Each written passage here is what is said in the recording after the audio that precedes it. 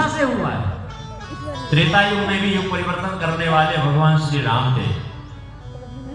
और राम जी कौन थे आपको पता होना चाहिए, क्योंकि ये राम जी का ननिहाल है छत्तीसगढ़। राम जी का ननिहाल है छत्तीसगढ़। राम जी कौन थे परिचय दीजिए। लोग इतना जानते हैं कि राम जी राजा दशरथ के पुत्र थे, छत्तीसगढ़ उनका ननिहाल है राम जी का। लेकिन राजा दशरथ के पुत्र राम जी नहीं थे। राजा दशरथ जी को तो श्राप लगा था।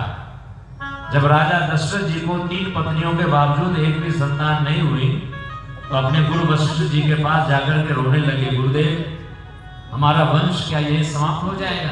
क्या बात है? तो एक भी संतान हमें नहीं है, हमारे वंश को आगे कौन बढ़ाएगा? ऐसा क्यों हो रहा है? तो गुरु वशिष्ठ जी ने कहा कि आपको राजन ब्रह्मा जी का श्राप लगा है, इसलिए आप चाहे कितनी भी शादियां कर लो, आपके द्वारा आपको संतान की प्राप्ति नहीं हो सकती। तो राजा दशरथ ने पूछा कि ब्रह्मा जी ने हमें श्राप कैसे दे दिया? हम तो उनकी पूजा करते हैं। बोले ब्रह्मा जी ने आपको डायरेक्ट नहीं इनडायरेक्ट श्राप दिया। वो कैसे? रावण एक बार ब्रह्मा जी से पूछ लिया था कि मेरी मृत्यु कैसे होगी। तो ब्रह्मा जी ने रावण से कहा कि राजा दशरथ के पुत्र के हाथों तुम्हारी मृत्यु होगी त्रेता युग में। तो रावण बड़ा विद्वान था, तपस्वी था, उस समय तो कुछ नहीं कहा, तपस्या करने चला गया। ब्रह्मा जी को दोबारा प्रसन्न किया अपने तपोबल से। ब्रह्मा जी ने कहा वरदान मांगो। तो रावण ने कहा कि वरदान हम बाद में लेंगे, पहले हमें वचन दीजिए कि वरदान में मैं जो मांगूंगा वही मुझे मिलना चाहिए।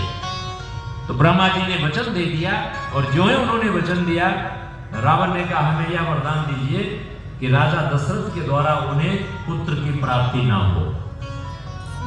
गुरु वशिष्ठ कह रहे हैं राजा दशरथ को, हे राजन इसीलिए आपको आपके द्वारा संतान के पुत्र की प्राप्ति नहीं हो सकती। तो फिर क्या होगा गुरुदेव?